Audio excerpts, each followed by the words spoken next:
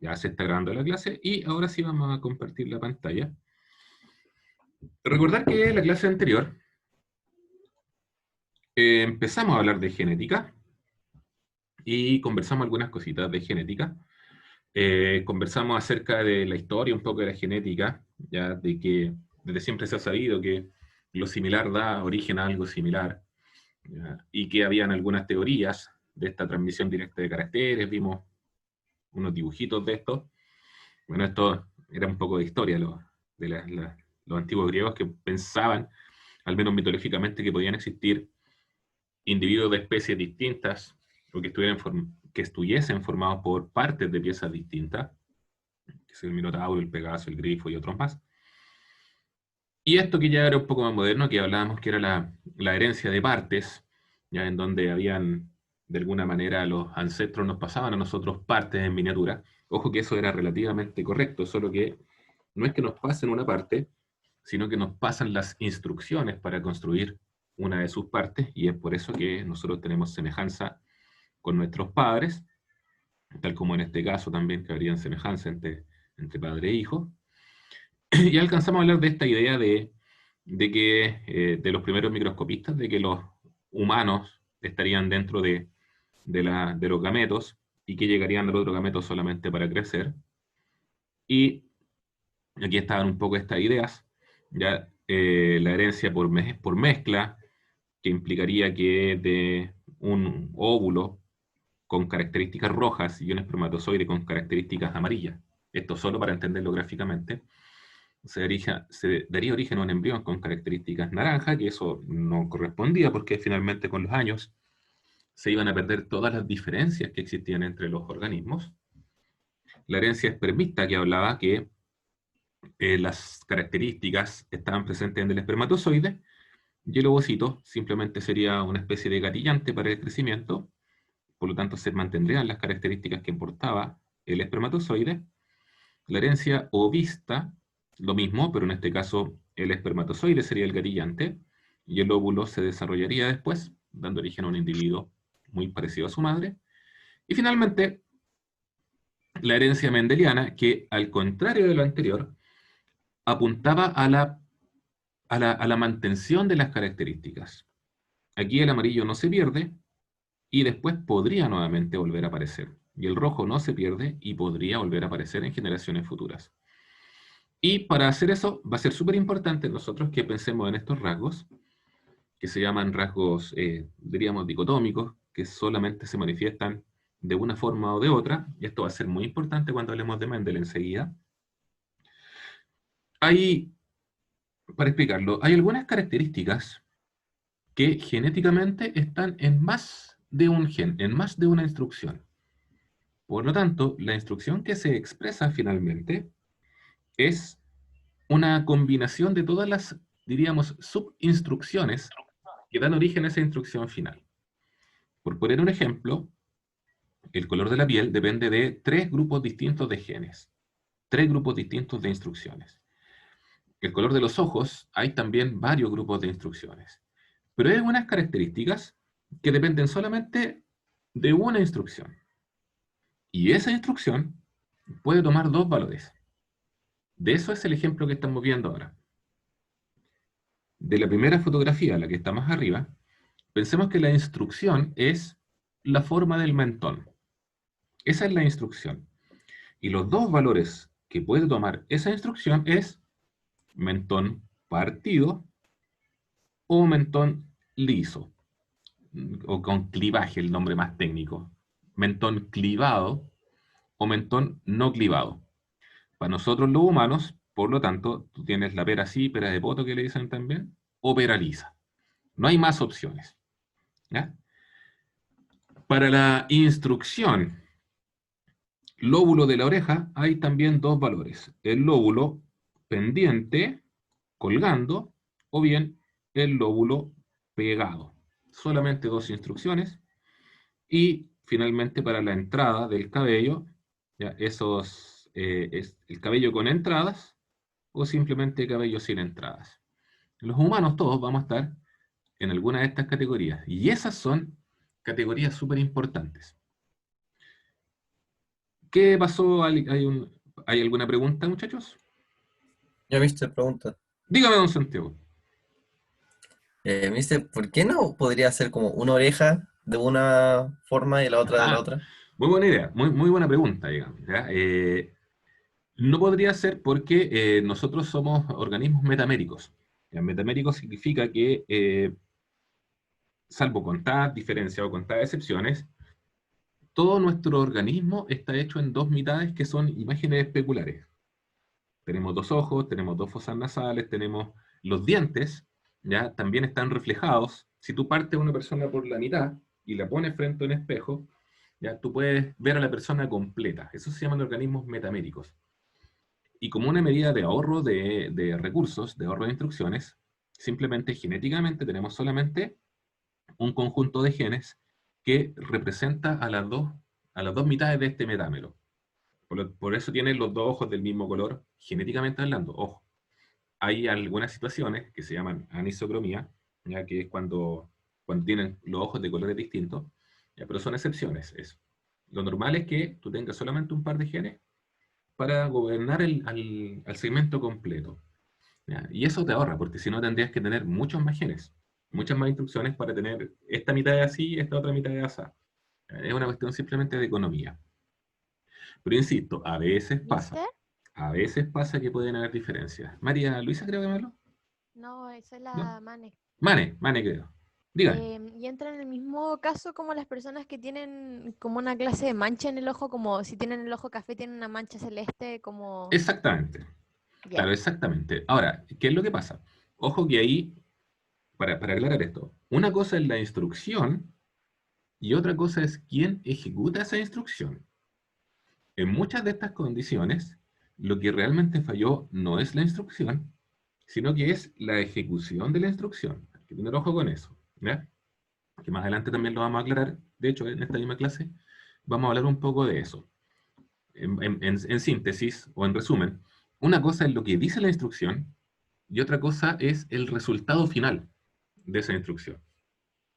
Es como cuando tú estás haciendo, no sé, una receta de cocina, tú tienes una instrucción perfecta, precisa, escrita en un libro, y tú ejecutas esa receta, y finalmente algo sale mal. Lo malo no es la receta, lo malo es la forma en cómo ejecutaste esa receta. Puede que ahí hayas cometido algún error, o el horno no estaba a 180, o no sé, agregaste la mantequilla más caliente de lo que debería. Hay algo así. Pero la instrucción en sí no tiene el error, sino que la ejecución de la misma. Vamos a conversar de eso, como les decía, un poquito más adelante. Ahora bien, ojo, vamos a empezar ahora a ver el procedimiento experimental de Mendel. Ya, Mendel se le considera actualmente el padre de la genética, a Gregor Mendel, y él trabajó utilizando plantas de arvejas. Eh, Sin embargo, no fue el primero que utilizó plantas para tratar de explicar cómo se transmitían los rasgos o las características. Deben tener presente, muchachos, que en esos años, en el siglo XIX, que vamos a ver enseguida, aquí estamos en el XVIII, pero en el siglo XIX, no tenían idea de que había una molécula que se llamaba ADN. No tenían idea de que existían cromosomas. Nadie sabía que existían los genes. Entonces, este fue un experimento que se basó solamente en la evidencia. Después se pudo explicar mediante los genes, pero ellos hicieron sus investigaciones solamente en base a lo observable. No, insisto, no tenían idea de que existía el ADN. Ahora bien, un par de trabajos. Joseph Skoll-Reuter, que es el que está aquí, trabajó con plantas de tabaco y él descubre algo que también es más o menos conocido, que hay algunas características que desaparecen y después pueden volver a aparecer. El ejemplo humano más directo es el del color de los ojos, en donde a veces los abuelos tienen los ojos claros, los hijos no tienen los ojos claros, y nuevamente los abuelos, o sea, los nietos vuelven a tener los ojos claros, que es algo que habíamos conversado también un poco en la clase anterior. Hay rasgos que parecieran desaparecer. Después vinieron los trabajos de Thomas Knight, que también hizo estudios similares, y también encontró más o menos las mismas respuestas, que habían rasgos que parecían siempre, o que parecían desaparecer, y reaparecían en la tercera generación. O sea, algo pasaba. Ellos hicieron buenos estudios, pero no le pusieron el perfil matemático que sí hizo Mendel. ¿Ya? Mendel sí utilizó resultados matemáticos en sus experimentos. ¿Ya? Ahora, aquí nos dice, conexión con lo que sabemos de la meiosis. Esto lo vimos en la clase anterior. Recordar que nosotros, los humanos adultos, somos individuos diploides. Somos 2N. Eso significa que nosotros tenemos cromosomas repetidos. Si en un cromosoma se encuentran instrucciones, que se llaman genes, ya, nosotros tenemos 2 instrucciones o 2 genes para cada una de estas instrucciones. Eso es lo que significa ser diploide. Tener estas Con repetido se instrucciones refiere a homólogos, repetidas. ¿viste? Homólogos, exactamente. Estos cromosomas son homólogos. Perfecto. Y este también es homólogo. Los genes o las instrucciones que están dentro de esos cromosomas homólogos, por lo tanto, están repetidas. Pero cuando nosotros hacemos meiosis, recordar que se rompe la diploidía. La meiosis transforma células diploides en células haploides. Acá abajo estamos viendo el resultado de la meiosis. ¿Qué pasa entonces? De los genes que existían acá, solamente va a quedar uno. Y acá solamente va a quedar uno. Ya no hay homólogos en situaciones de normalidad. Y cuando estos gametos se unan durante la fertilización, se va a producir un individuo diploide que en este caso, este individuo hereda un set de cromosomas de la madre, un set de cromosomas del padre. Va a tener también 2 copias. ¿Ya? Esa es la idea. Ahora bien, caso práctico. Tengo que salirme de acá para ver acá un caso práctico de esto.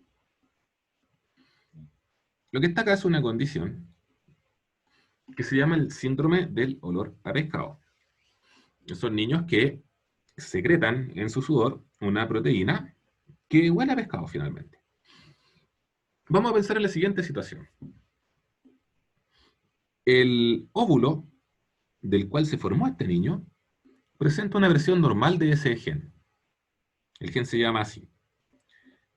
Y el espermatozoide que dio origen a este niño tenía la versión mutada, o la versión defectuosa de este gen. Estos gametos se unieron durante la fertilización y resulta que este niño tiene las 2 variedades. Tiene el gen para no tener olor a pescado y el gen para sí tener olor a pescado. ¿Ya? ¿Qué pasa en este caso? Bueno, este niño no va a tener el síndrome del olor a pescado porque tiene el gen bueno. Y el gen bueno, o esta condición, opaca a la expresión de esta condición. ¿Ya? Necesito una guía que no tengo. ¿Una qué? Una guía. Ah, ya, te lo voy a dar tiro. Lenguaje. Voy para allá. Problemillas de clases directas. No, vengo en un segundo, muchachos.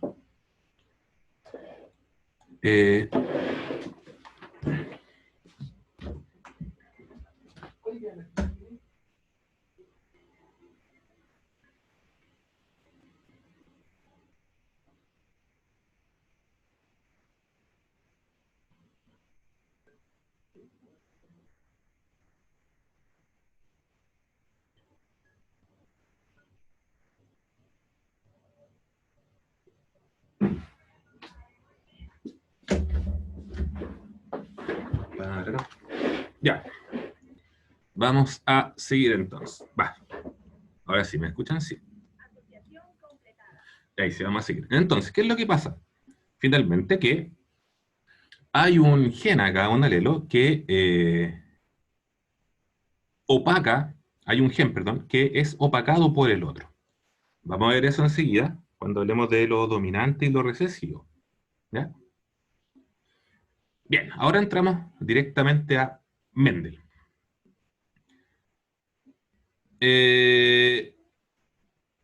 Voy a ir a imprimir una cosa y vengo al tiro, muchachos. Que me están preguntando acá. Acá.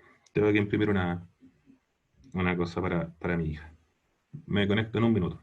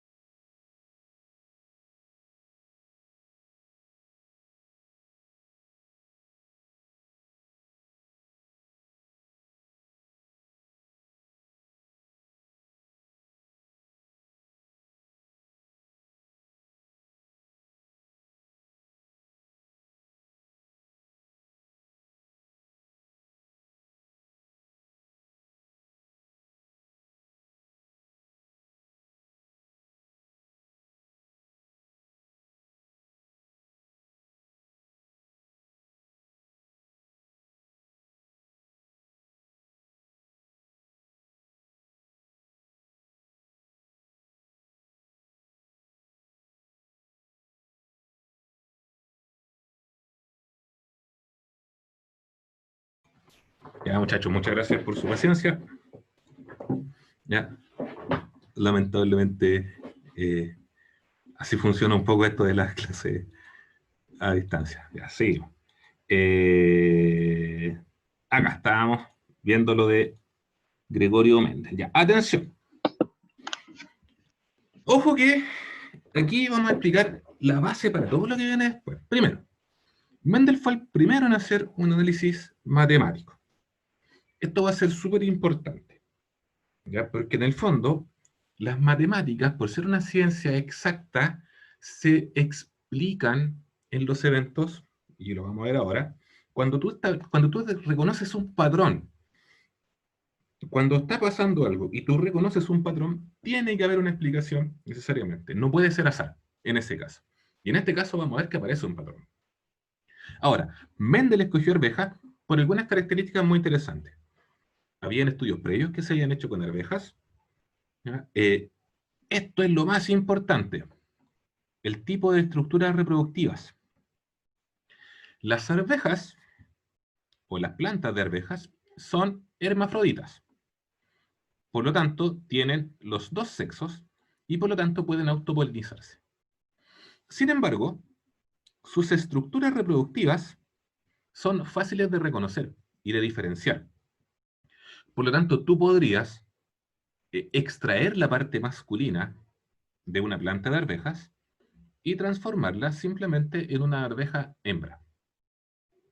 Le quitas las estructuras reproductoras masculinas y esa arveja ya no va a poder autopolinizarse, porque no va a tener de dónde sacar el polen. Y eso es lo que utilizó Mendel en sus trabajos, esa capacidad. Vamos a ver entonces un poco más acerca de esto. Bueno, ahí está el jardín del monasterio de Mendel, un monje austríaco, ahí está Mendel. ¿Ya? Y aquí está lo que les estaba comentando. Voy a ponerlo un poquito más grande aquí. Esa es una flor de una planta de arveja.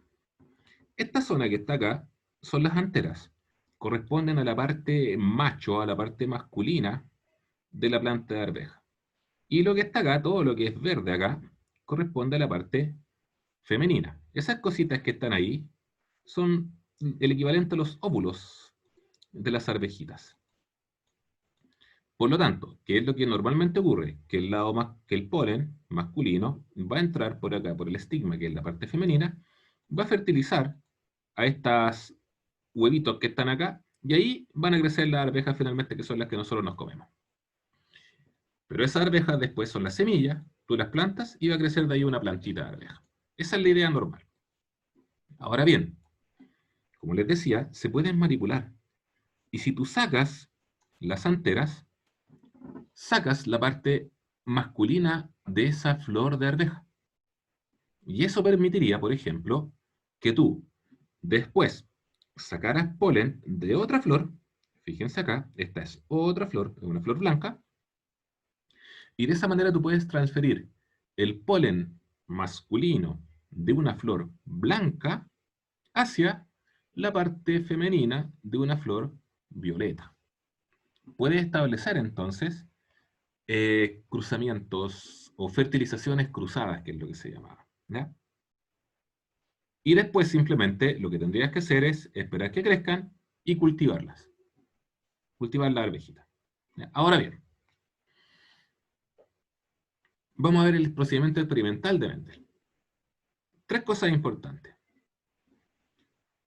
Primero escogió plantas de arveja, porque eran fáciles de mantener, fáciles de cruzar y de reproducción rápida. Ya lo decíamos. Segunda característica súper importante.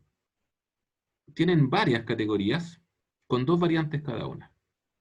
Como veíamos al comienzo de la clase, mentón partido, mentón liso, lóbulo colgando, lóbulo adherido, etcétera, etcétera. En el caso de las arvejas, hay 7 características que son duales. Por ejemplo, aquí menciona 3. El color de la flor. Las flores de las arvejas son púrpuras o son blancas. Y no hay más. No hay más opciones. La forma de la semilla es redondeada o arrugada. Y no hay más. Lisa podríamos decir. Lisa o arrugada. Y no hay más. El color de la semilla es verde o es amarillo. Y no hay más opciones. ¿Ya? Ahora, yo les decía, son 7, las otras están acá, por si acaso. La forma, el color, la forma de la vaina, ya luego sale si está inflada o contraída, qué sé yo. Ahí están las demás características, pero las vamos a conversar después. Oiga, mister, Sí, dígame. ¿qué es el mentón partido? Como, No le escuché. No le escuché, Martina, por si acaso.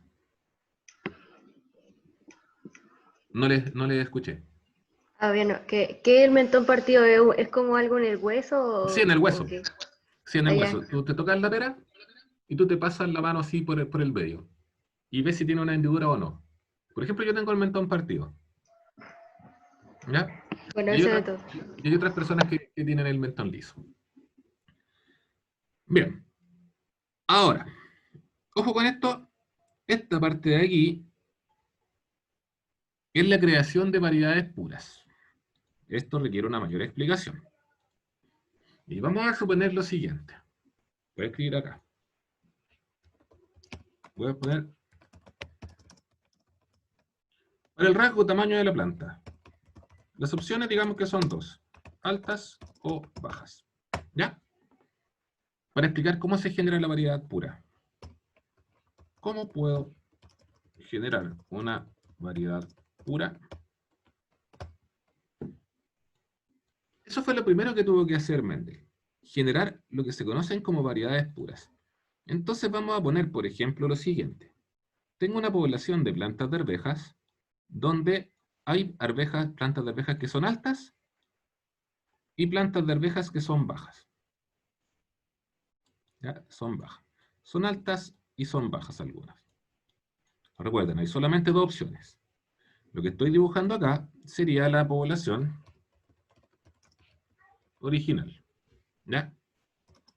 Con plantas altas y plantas bajas. Ahora bien, a partir de esa población original, Mendel dijo, voy a generar 2 poblaciones. Una población donde voy a dejar solo plantas altas y otra población donde voy a dejar solamente plantas bajas. Las separa. ¿Y qué hace? Las separa y después va a bajar aquí las plantas altas,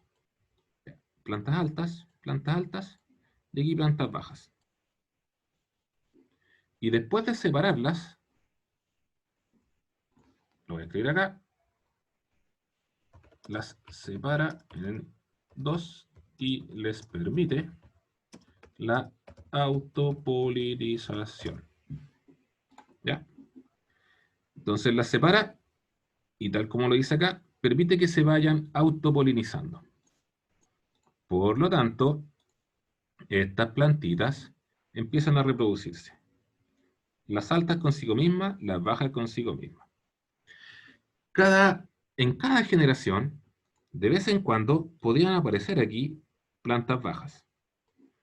Y en esta otra generación, podían aparecer plantas altas. Pero cuando eso ocurría, Mendel las eliminaba y las eliminaba. ¿Ya? Y así durante varias generaciones. Hasta que, al cabo de varias generaciones, creo que fueron como 30, finalmente él logró que en este lado hubiese solamente plantas altas y en la otra población solamente hubiese plantas bajas. A eso, Mendel le dio el nombre de variedades puras. ¿Ya? Esa es la idea. Le dio el nombre de variedades puras. Y aquí es donde viene lo interesante. Ahí es donde Mendel, después de establecer estas variedades puras, hace la fertilización cruzada. Entonces, tomó, después de todo esto, vamos a poner color azul, toma polen de acá y lo transfiere a las plantas de acá. ¿Ya? Diríamos que toma polen de las plantas altas y las transfiere ese polen hacia las plantas bajas y ve después qué es lo que pasó. ¿Ya? Bueno, voy a borrar acá. Entonces, insisto, tenía plantas altas, acá plantas bajas, y lo que hace es transferir en este caso polen. ¿Ya? Las fertiliza a estas plantas bajas, luego de esto espera las semillas, las cultiva y espera que las plantas crezcan. ¿Ya? Porque lo que le interesaba era ver qué tipo de plantas iban a producir esa fertilización cruzada.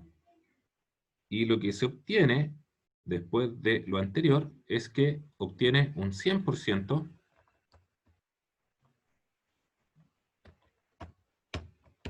de plantas altas. ¿Ya? Eso es lo que obtuvo. Bien. 100% de plantas altas. Vamos a darle nombres a esto para que lo podamos ir utilizando de inmediato. Este primer cruzamiento recibe el nombre de F1. ¿Ya? Perdón, me equivoqué. Sorry. Recibe el nombre de P. P por parental. Esa es la generación parental. Y la primera generación de hijos recibe el nombre de F1. O sea, lo que se obtuvo acá abajo fue la F1. Y ahora, una vez que tiene eso, tiene la ocurrencia, la genialidad, y que permite que la F1 se autopolinice. Entonces, ahí les permite nuevamente, autopolinización. Les permite la autopolinización. Y después de eso, de esa autopolinización, espera la siguiente generación, que debería llamarse F2. Y en la F2 obtiene lo siguiente: un 75% de plantas altas y un 25% de plantas bajas. ¿Ya? Eso obtuvo en este experimento. En la F2, un 75% de plantas altas y así. Ahora bien, sucedió lo mismo cuando hizo la misma prueba, pero para el color de las flores, por ejemplo. En este caso, fíjense el dibujito que está puesto. Tiene flores púrpuras, le sacas la parte masculina, toma flores blancas, fertiliza flores púrpuras y se obtienen todas flores púrpuras. ¿Qué hizo después entonces? Permitió que estas plantas púrpuras se autopolinizaran y después, ¿qué es lo que obtuvo? Un 75% de flores púrpuras, un 25% de flores blancas. Y para todos los demás rasgos, lo mismo. Por ejemplo, para la forma de la semilla, contó en total 7.300 plantas, de las cuales 5.400 fueron para la segunda generación, en la F2, de semilla redonda, y 1.850 fueron de semilla arrugada. ¿Cuál es la relación? De 3:1, aproximadamente.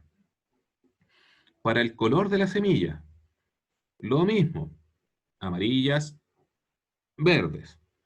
Cruzó plantas amarillas con verdes, primero fueron todas amarillas, y en la segunda generación fue 6.022 amarillas, 2.001 verdes. Nuevamente una proporción de 3:1. Y para cada una de las 7 características, en la segunda generación, siempre el radio, o sea, la relación, siempre la relación fue aproximadamente de 3:1, de 3:1. Y ahí es donde viene la necesidad de una explicación matemática. Y la explicación matemática, bueno, aquí está el diseño experimental, la autopolinización, cruces, que se variedades puras, lo que les decía, transferencia del polen, permitir crecer, plantar, lo mismo. Y ahí están los resultados. Esas son las notas de Mendel. Y aquí está la explicación. ¿Cómo se explica? Bueno, hoy día nosotros introducimos este concepto que está acá, que se llaman alelos. Mendel no utilizó esa notación, ya GW, W, XW, utilizó otra nomenclatura. De hecho, ustedes pueden utilizar también otra nomenclatura si es que quisieran. Sin embargo, lo más simple es utilizar esta nomenclatura de letras mayúsculas y letras minúsculas. Le asignamos la letra mayúscula a aquella característica que tiene mayor facilidad para aparecer. Y le asignamos la letra minúscula a la característica que tiene menor facilidad para aparecer. A grosso modo. Después vamos a ir puliendo esta información. Entonces, lo que yo tengo acá es una variedad pura. Esta planta que está acá, decimos que es una variedad pura. Y la planta que está acá es una variedad pura. Esta es una variedad pura púrpura, variedad pura blanca. Recordar que nosotros sabemos que las características que nosotros tenemos son duales, son dobles. Una del padre, otra de la madre. Las flores de arveja también tienen sexo. Tienen padre y madre, diríamos.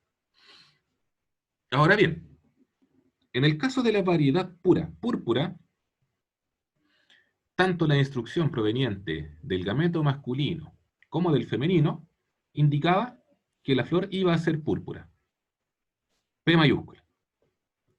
Y de la flor blanca, tanto el gameto masculino como el femenino indicaban que la planta iba a ser blanca. Le asignamos el valor P minúscula. Al realizar las posibles fertilizaciones, porque eso es lo que tenemos acá, posibles fertilizaciones, yo me di cuenta que en todas las posibilidades aparece la P mayúscula.